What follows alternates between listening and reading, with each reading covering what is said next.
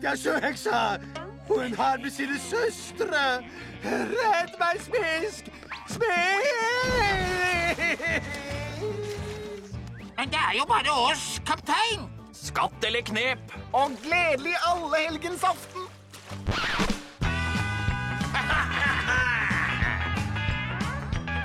Men jeg var ute en tur litt over midnatt. En skummel lyd hørt så som jeg skvatt. Jeg stirret og stoppet der jeg tarsla da jeg så at de skjellebeina rasla. Jeg rømte ikke, jeg ropte ikke, jeg danset med dem da de sang. Jeg hørte skjellet denne skjelletgjengen. Jeg hørte skjelletgjengen, og de sang rist dine bein. Rist dine bein. Rist dine bein. Rist dine bein. Rist dine bein. Rist dine bein. Rist dine bein. Rist dine bein. Og vi må strekke oss, rasle med skjelettene nå.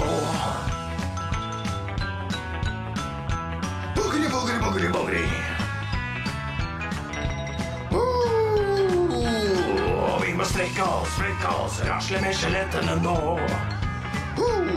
Og vi må strekke oss, rasle med skjelettene nå.